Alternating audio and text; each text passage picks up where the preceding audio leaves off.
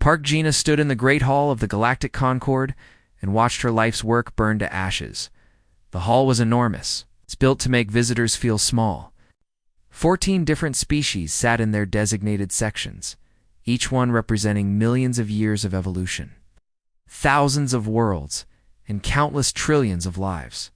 Crystal chandeliers floated overhead without any visible support. The walls showed live images of distant galaxies, a constant reminder of how vast the universe was and how little humanity mattered in it. For 300 years, humans had accepted this.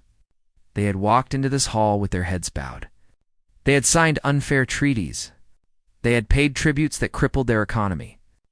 They had smiled through every insult, every rejection, every humiliation. Park Gina had believed it would be worth it. She had told herself that patience was wisdom, that kindness would eventually be rewarded, that if humanity just proved itself worthy, Galaxy would finally accept them as equals. She had been a fool. The Veth High Speaker rose from his throne. He was tall and thin, with pale blue skin and forearms that moved like snakes when he spoke. His species had ruled 100 worlds for 10,000 years. They considered themselves the natural leaders of the galaxy, and no one had ever dared to disagree. "The evidence is clear," the High Speaker announced. His voice echoed through the hall like thunder. Humanity has developed forbidden weapons technology. They have violated 17 different articles of the Concord Charter. They have proven themselves unworthy of galactic citizenship. Park Gina stepped forward. Her translator device hummed softly against her throat. "These accusations are lies," she said. Her voice was calm, but inside she was screaming. "We have opened our research facilities to inspection. We have shared all our scientific data. There is no evidence because there are no weapons." The High Speaker smiled. It was not a friendly expression. The Concord Intelligence Division has obtained classified human documents. These documents prove that Earth has been building a secret fleet, a fleet designed for war. What documents? We have never seen these documents. We have not been allowed to examine them or challenge them. This is not justice. This is a setup. Laughter rippled through the hall. The insectoid Kreth clicked their mandibles in amusement. The aquatic Malari bubbled with contempt. Even the usually neutral Senth looked away, unwilling to meet Park Gina's eyes. She understood then. This had nothing to do with weapons or treaties or evidence. This was about fear. Humanity had grown too fast. In just 3 centuries, they had spread to 40 worlds. Their population had reached 50 billion. Their technology was advancing at a rate that made the older species nervous. The galaxy had decided to cut them down before they became a threat. The accusations were just an excuse. "We will now vote," the High Speaker announced. "All in favor of authorizing corrective action against humanity?" One by one, the lights turned red. The Veth, the Kreth, the Malari, the Goroth. Species that humanity had traded with, shared knowledge with, helped during natural disasters. Species that humans had considered friends. 14 red lights. Not a single green. Not even an abstention. Park Gina felt something break inside her. It was not her heart. It was something harder than that. Something that had kept her believing in peace and diplomacy and the goodness of other beings. That thing shattered like glass, and what remained was cold and sharp and very, very angry. "The motion passes," the High Speaker said. 3 Veth battle fleets will be dispatched to Earth immediately. All human colonies will be placed under military occupation. Any resistance will be met with orbital bombardment. This session is adjourned. Park Gina did not move. The other diplomats filed out around her, some casting curious glances, others deliberately looking away. None of them spoke to her. None of them offered sympathy or support. She was already invisible to them, already erased from the galaxy's memory. When the hall was empty, she activated her private communicator. "Admiral Kung, did you receive the transmission?" Admiral Kong Taiho's voice came through clear and steady. He was aboard the Soul's Promise, humanity's flagship orbiting Earth. He had served in the fleet for 40 years. He had fought pirates and rescued refugees and explored unknown regions of space. He had always believed that humanity's destiny was among the stars, as partners and friends to all species. Now he knew the truth. The stars had never wanted them. "I received it," he said. 3 fleets. Over 400 warships. They will reach Earth in 6 months. Can we fight them? There was a long pause. Our official fleet? No. We have perhaps 50 combat-capable ships. We would be destroyed in hours. Park Gina closed her eyes. And our unofficial fleet? Another pause. Longer this time? How did you know about that? I am the ambassador, Admiral. I know everything that happens on Earth. I know about Station Omega. I know about the shadow ships. I know that for 200 years, certain people in our government have been preparing for exactly this moment. Admiral Kong let out a long breath. The Shadow Fleet is not ready. We have the ships, but many are untested. Our crews are not fully trained. We would be fighting against civilizations that have been waging war for millennia. Then we will learn quickly. Park Gina opened her eyes. The great hall was dark now, the chandeliers dimmed, the wall displays showing nothing but stars. I am going to make a final broadcast, Admiral. I am going to tell the galaxy that humanity is withdrawing from the Concord. All treaties dissolved. All diplomatic channels closed, permanently. Oh, they will see it as a declaration of war. No, they declared war when they voted to kill our children. I am simply acknowledging reality. She paused.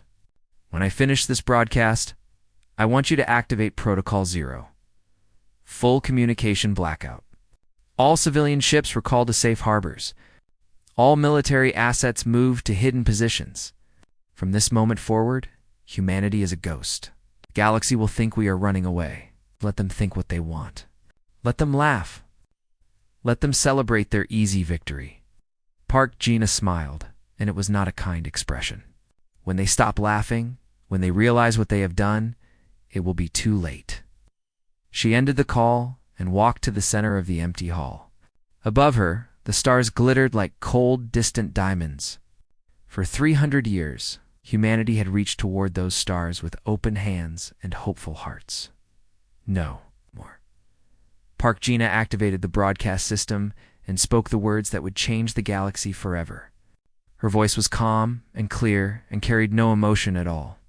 That made it more terrifying than any threat could have been. For 3 centuries, we sought friendship.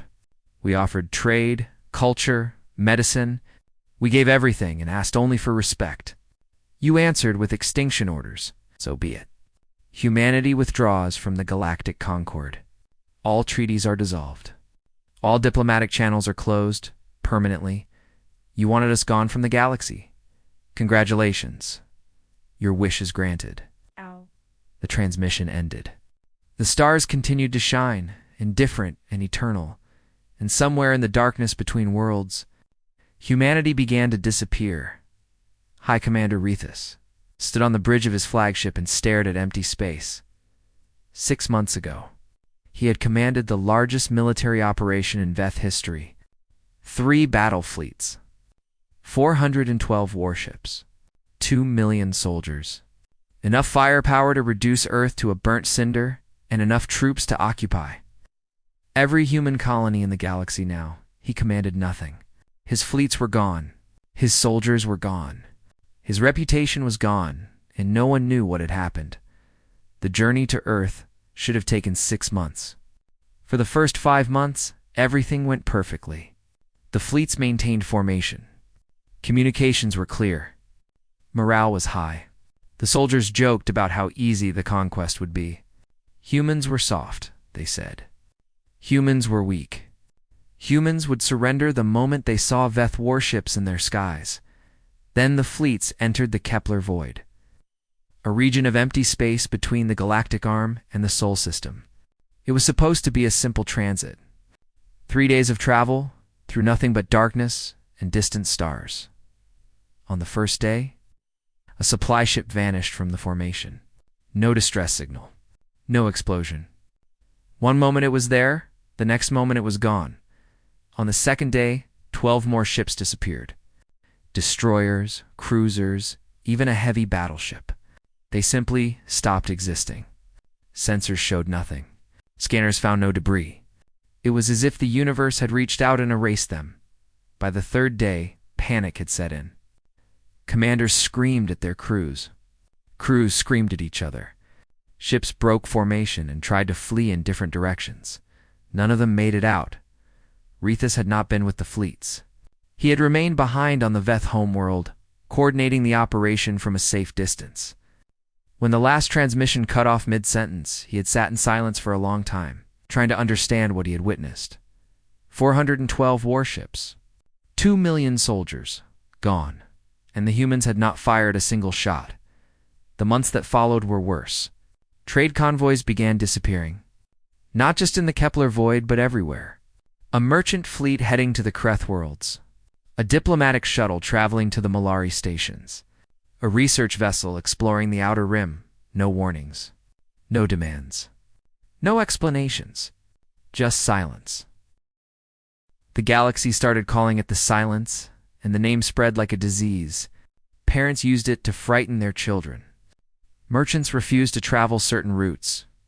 Soldiers who had spent their careers boasting about their bravery suddenly found reasons to stay close to home. Rethus tried to find answers. He sent scout ships to human space, ordering them to observe from a safe distance and report back. None of them returned. He sent spy probes, tiny automated devices that should have been impossible to detect. They transmitted data for a few hours and then went dark. The data they sent back was the most disturbing part. Human colonies were empty. Not destroyed. Not damaged. Just empty. Cities that had housed millions of people stood silent and still. Factories and farms and schools and hospitals all abandoned. It looked like every human in the galaxy had simply walked away from their lives and vanished into the void. "They are hiding," Rethus declared at the Concord emergency meeting. His voice was confident, but his hands trembled. "Humans are cowards. They know they cannot fight us, so they have run away." The other species were not convinced. The Kreth representative clicked her mandibles nervously. "Our hive links are detecting strange signals," she said. "Whispers and frequencies we cannot decode. Something is moving through our networks." The Malari ambassador floated in his water tank, his bioluminescent skin flickering with anxiety. "3 of our deep-sea colonies have gone silent. We sent rescue ships. The rescue ships disappeared too." The Goreth delegate, a massive being made of living crystal, spoke in grinding tones. "Our mining operations in the asteroid belt have reported equipment failures. Sensors that show nothing. Machines that stop working for no reason. Workers who claim to see shadows moving in the darkness." Fear, Rethus could smell it in the room.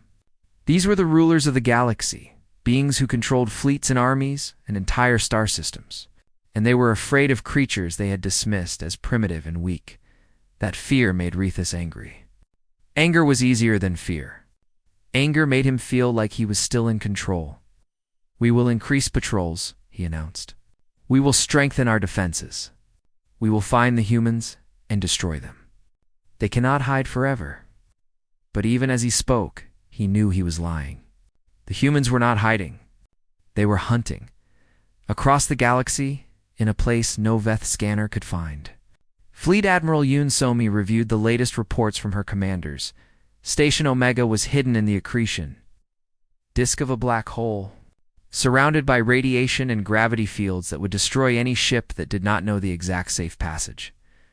It had taken humanity 50 years to build, and another 50 years to stock with everything they would need for a very long war. The station was just one of many. Hidden bases scattered across the galaxy, placed in locations that the Concord species would never think to look. Inside nebulae, inside asteroid fields, inside the atmospheres of gas giants, humanity had been preparing for betrayal since the day they joined the Concord, and they had been very thorough around Yoon So-mi. Holographic displays showed the positions of humanity's shadow fleet. 3,000 ships built in secret, using technology that the Concord had forbidden humanity from developing. Stealth systems that bent light around the hull. Engines that left no energy signature. Weapons that struck without warning and vanished without a trace. For 2 centuries, These ships had been tested and refined in hidden training grounds. Their crews had practiced until they could operate in perfect silence, communicating through signals that no alien technology could detect. They had studied their enemies, learned their weaknesses, mapped their patrol routes and supply lines and communication networks. Now they were using all of that knowledge, not to conquer, not to destroy, just to remind the galaxy that humanity was still here, still watching, still waiting. The Veth are increasing their patrols, reported Captain Shin Hanna, commander of the stealth destroyer, Silent Wind. They are grouping their ships together for safety. Yunsomi nodded slowly. Good. Let them cluster together. It will make them easier to find. She studied the holographic map, her eyes tracing the paths of alien convoys and military formations. We continue as planned. No direct attacks. No open battles. Just disappearances. Just silence. Let them imagine what we might do. Their fear will do more damage than our weapons ever could. She turned to face her staff, and her expression was hard as stone. The Concord wanted humanity to disappear. We have granted their wish. Now they will learn what it means to share a galaxy with ghosts. Outside the station, the black hole spun in eternal darkness, and humanity's shadow fleet moved through the void like whispers in the night. The Veth orbital shipyard burned for 3 days. It was the largest military construction facility in the galaxy, a massive ring of metal and machinery that circled an entire moon. For 10,000 years, it had produced the warships that kept the Veth Empire supreme. Battleships the size of cities, carriers that could launch 1,000 fighters, destroyers and cruisers and assault craft, an endless stream of metal death that poured out into the universe. Now it was nothing but fire and twisted debris. Captain Lee Doan watched the destruction from the bridge of the shadow cruiser Midnight Sun. His ship floated in the darkness, invisible to every scanner, while Veth rescue vessels rushed toward the burning wreckage like insects drawn to a flame. Confirm target destruction, he ordered. Confirmed. Captain Lieutenant Choi Yuna checked her displays. Primary construction bays destroyed. Secondary fabrication centers destroyed. Power core breached and melting down. Estimated casualties. She paused. Minimal. Our warning transmission gave them time to evacuate. Lee Doan nodded. This was not about killing. Humanity was not interested in genocide.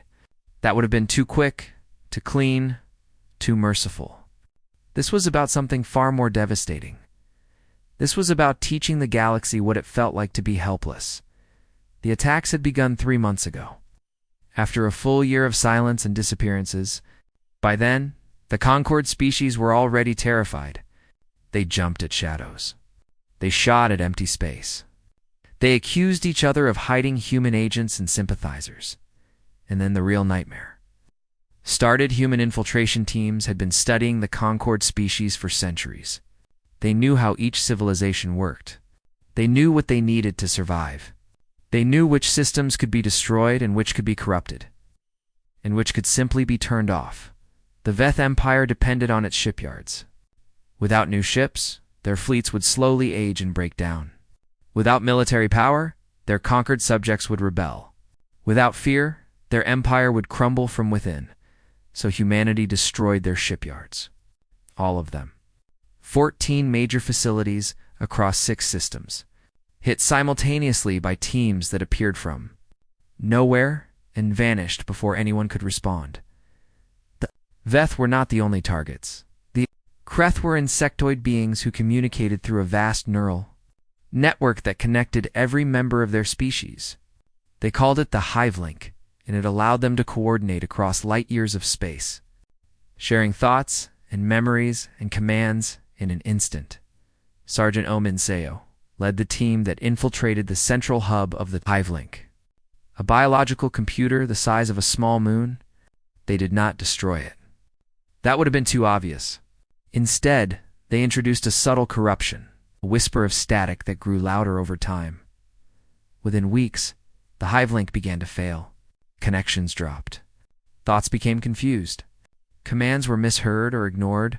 The Kreth, who had always acted as one unified organism, suddenly found themselves divided into billions of frightened individuals who could no longer hear each other's voices. Some went mad. Others retreated into isolation. Many simply stopped functioning, their minds unable to cope with the sudden loneliness.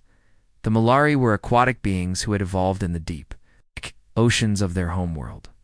They had spread across the galaxy by building vast underwater habitats on hundreds of planets, sealed environments that recreated the crushing pressures and lightless depths of their origin. Chief Engineer Quan Gian targeted their atmospheric processors. These were the machines that kept the habitats pressurized, that recycled the water and filtered out toxins. Without them, the Mollari could not survive. The attacks were subtle. A valve that failed in a critical moment. A filter that clogged at the worst possible time. A computer that gave incorrect readings until it was too late. Habitat after habitat began to fail. The Mollari could not repair them fast enough. They did not have enough spare parts. They did not have enough engineers. They did not have enough time. Within a year, half of their colonies were dead. The survivors crowded into the remaining habitats, fighting for space and resources.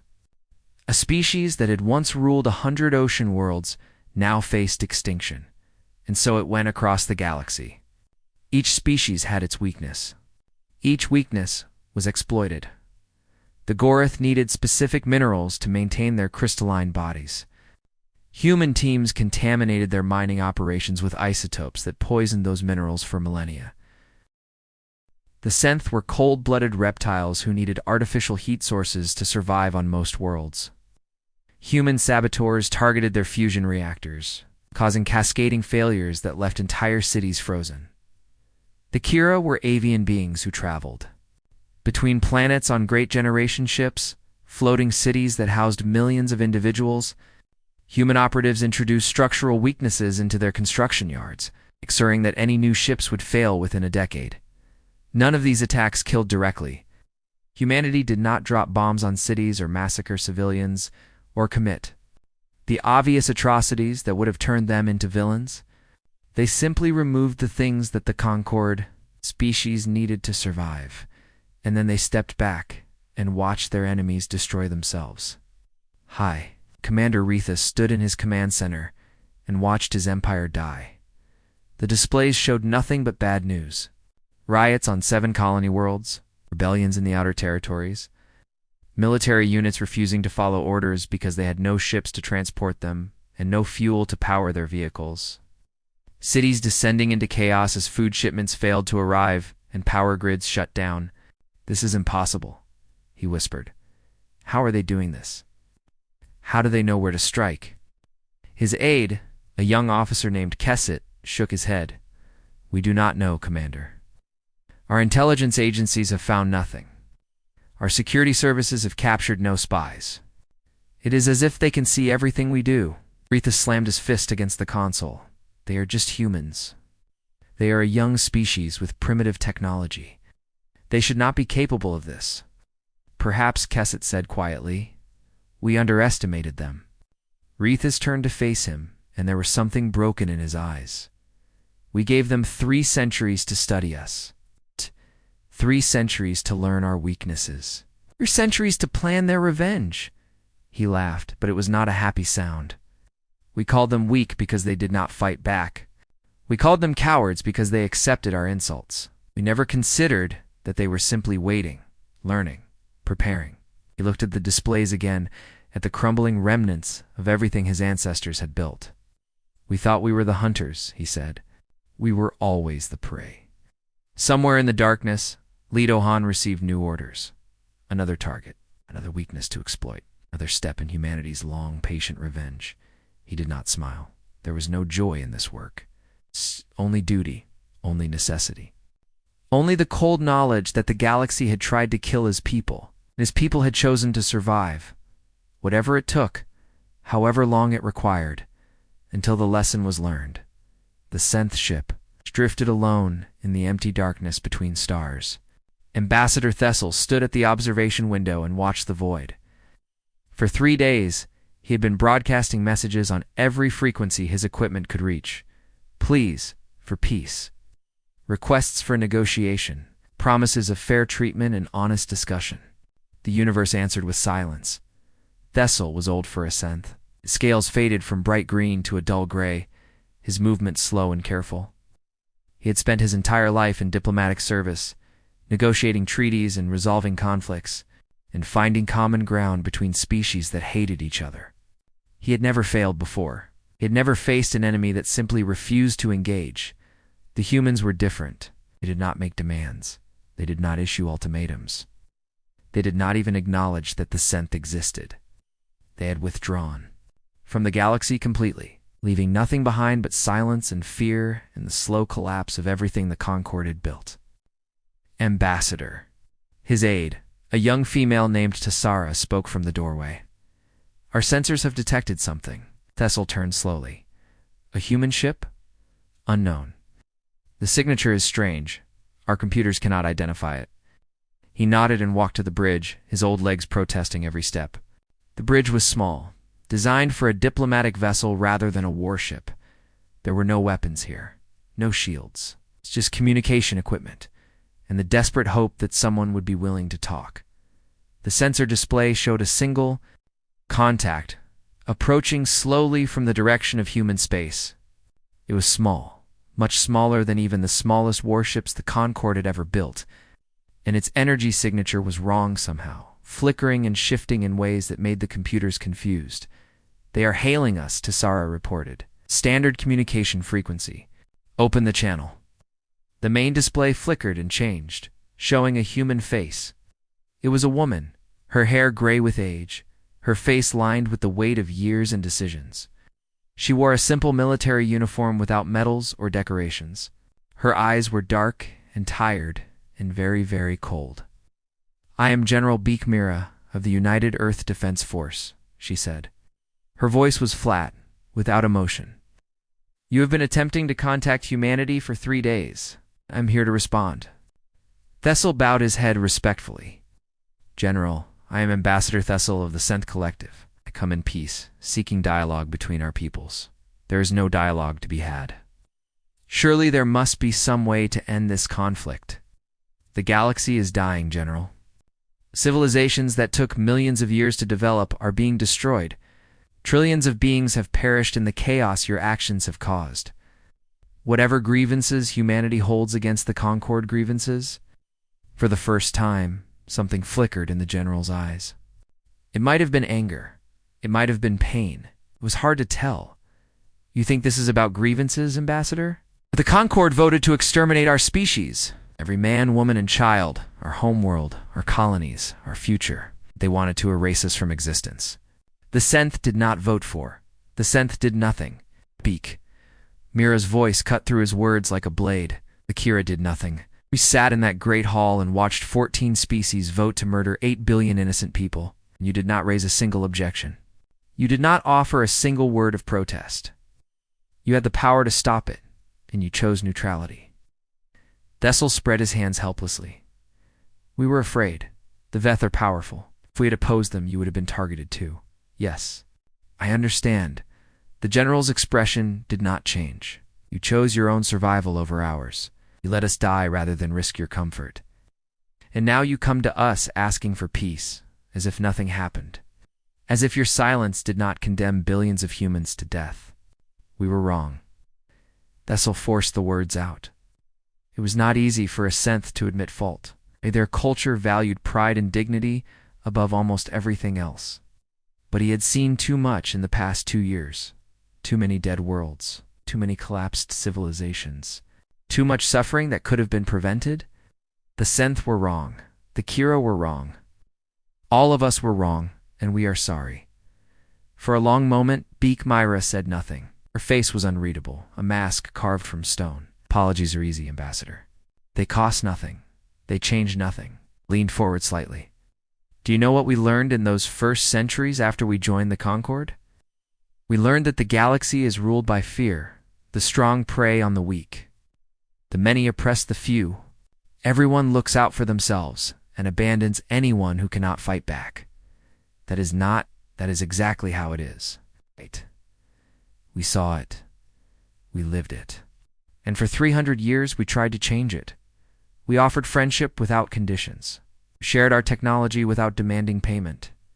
We helped species that had nothing to offer us in return. We believed that if we just showed the galaxy a better way, eventually the galaxy would follow. Her voice hardened. We were naive. The galaxy did not see kindness. It saw weakness. And the moment we became inconvenient, the moment our success threatened the established order, the galaxy tried to kill us. But surely there can still be peace, Thessel pleaded. Surely humanity does not want to spend eternity at war with the entire galaxy. We are not at war, Ambassador. We have simply left. Humanity is done with the Concord. Done with diplomacy. Done with the endless game of politics and alliances and betrayals. Beak Mira shook her head slowly. We will not trade with you. We will not speak with you. We will not acknowledge your existence. Human space is closed. Permanently. And the species that attacked you, the Veth and the others, they will learn what it means to be alone, as we were forced to learn when we stood before the Concord and begged for justice, and received nothing but contempt.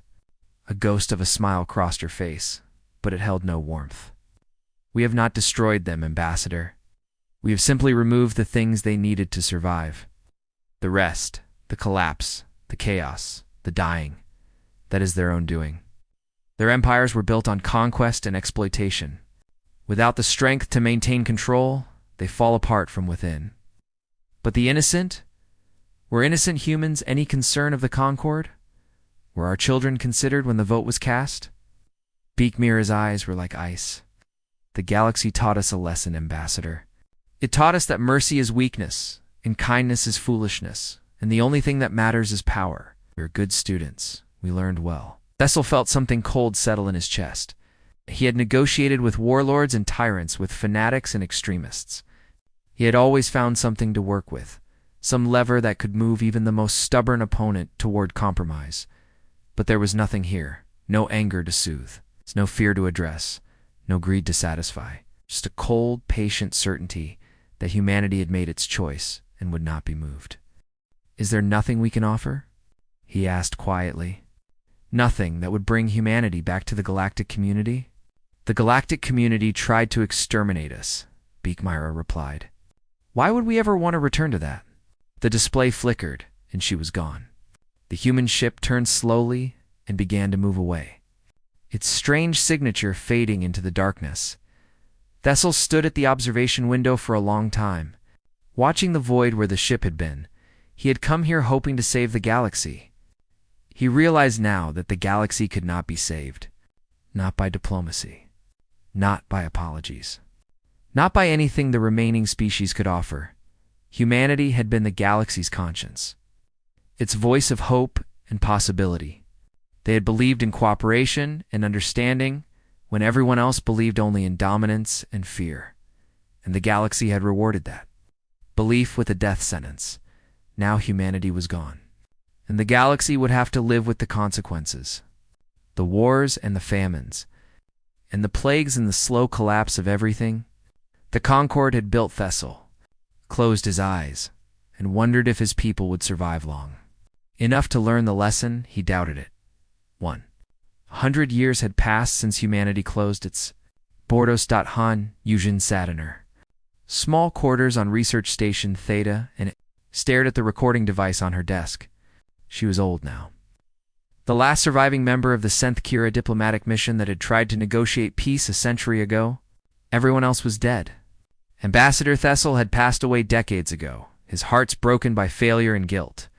The others had scattered across the dying galaxy, swallowed by the chaos that consumed everything. Only Han Yuzhin remained, kept alive by Senth medical technology and her own stubborn refusal to die before she finished her work. She was a historian now. Someone had to record what had happened. Someone had to explain to whatever came next why the galaxy had fallen into darkness. She pressed the record button and began to speak. This is the final historical analysis of the galactic collapse. Recorded by Han Yuzhin, formerly attached to the Senth Kira diplomatic corps. Her voice was steady, despite her age. She had practiced this speech many times. I am recording this for whoever finds it. Perhaps future generations of my own species, if any survive. Perhaps visitors from another galaxy, wondering what happened to the civilizations that once filled these stars. Perhaps no one at all. She paused, gathering her thoughts. 100 years ago, humanity withdrew from the galactic community. They sealed their borders, stopped all communication, and disappeared into the darkness. At the time, many believed this was a temporary measure. Surely they thought the humans would eventually forgive and forget. Surely they would return to trade and diplomacy and the normal give and take of galactic civilization. A bitter smile crossed her face. They never returned, and the galaxy they left behind has been dying ever since. Through her window, she could see the distant stars. Once, those stars had marked the locations of thriving civilizations. Now most of them marked nothing but ruins. Let me describe what happened to the species that voted to destroy humanity. The Veth Empire collapsed within 20 years of the withdrawal. Without their shipyards, they could not maintain their military dominance. Without their military, their conquered subjects rebelled. Without their subjects, their economy failed. The last Veth survivors became refugees, wandering from system to system on broken-down ships. Begging for charity from species they had once enslaved, he had seen them herself. Those proud conquerors reduced to beggars. It would have been satisfying if it had not been so pitiful. The Kreth lost their hive link completely. What had once been a unified civilization of trillions became billions of isolated individuals, unable to coordinate, unable to function. Many went mad from the loneliness. Others devolved into simple creatures, driven only by instinct. The great hive cities that once covered their worlds are now empty shells, haunted by mindless swarms that attack anything that moves. The Malari retreated to their homeworld as their habitats failed one by one. Last I heard, they were fighting a losing battle against disease and overcrowding, their population falling every year. They may already be extinct. I have no way to know. The Gorith, the Senth, the Kira, all of them declined. All of them fell. Some faster than others, but the end was always the same. Civilizations that had lasted millions of years, reduced to scattered survivors clinging to the edges of existence. Han Yujin stood and walked to the window.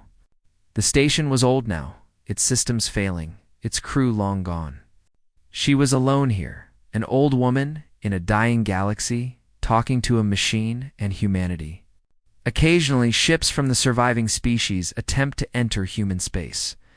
None of them return. Probes we send toward Earth show a thriving world. Blue oceans, green continents, cities that glow with light in the darkness. They are not suffering. They are not declining. They simply ... continue. Without us. Without anyone? She placed her hand against the cold glass. I have spent 100 years trying to understand what happened, trying to explain how the galaxy made such a catastrophic mistake, and I think I finally know the answer. I called them weak because they did not fight back when we insulted them. We were wrong. They were showing restraint. We called them naive because they believed in cooperation and friendship. We were wrong. They were showing hope. We called them cowards because they accepted unfair treaties rather than go to war. We were wrong. They were showing patience. For 3 centuries, humanity tried to teach the galaxy a better way. They offered trade without exploitation, knowledge without strings attached, friendship without conditions. They believed that if they just demonstrated the benefits of cooperation, eventually the galaxy would follow their example. It did not follow. We exploited their generosity. We took their knowledge and gave nothing in return. We accepted their friendship and plotted their destruction behind their backs. And when they finally became successful enough to threaten our dominance, we tried to wipe them out. Han Yujin closed her eyes. The most dangerous predator in the universe is not the one that strikes first. It is the one that waits. The one that watches. The one that remembers every slight, every betrayal, every wound, and chooses the perfect moment to collect every debt at once. Humanity did not destroy the galaxy. They simply withdrew from it. They took their light, their innovation, their endless optimism, and they left us in the darkness we had created. The galaxy did not fall to human weapons.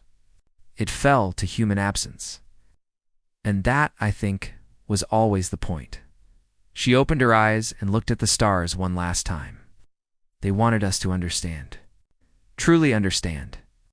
What we threw away when we betrayed the only species in the universe that had genuinely wanted to be our friend. What we lost when we tried to kill the only people who had ever believed the galaxy could be better than it was. We understand now. Her voice dropped to a whisper. It is far too late. She reached out and turned off the recording device. The red light faded, and silence filled the room. Somewhere impossibly far away, Earth continued to spin. Children played in parks. Scientists made discoveries. Artists created beauty. Families gathered for meals and celebrations and the simple joys of ordinary life. Humanity had not been destroyed by the galaxy's betrayal. They had been set free by it. Free from the endless compromises and humiliations. Free from the need to prove themselves to beings who would never accept them. Free to build their own future on their own terms. They did not hate the galaxy. Hate required energy, and humanity had better uses for its energy. They simply did not care anymore. The galaxy had made its choice. Now the galaxy would live with the consequences, or die with them, Han. Jujin looked at the stars and wondered what humanity was doing now. Were they exploring new regions of space? Developing new technologies? Creating new art and music and literature? Were they happy? She would never know. No one would ever know. Humanity had closed the door forever, and nothing the galaxy did would ever open it again. That was the true punishment, she realized. Not the wars or the famines or the collapse of empires. The true punishment was the knowledge that somewhere out there in the darkness between stars, there was a species that had tried to be good, tried to be kind, tried to make the universe a better place, and the galaxy had answered their kindness with violence. Now humanity was gone, and the galaxy was left with nothing but the long night and the bitter taste of regret. Han. Jin sat down in her chair and closed her eyes. Outside, the stars continued to shine, cold and distant and indifferent, and somewhere beyond them, humanity continued without looking back. They had learned the galaxy's lesson well, too. Well, and the galaxy would never be the same.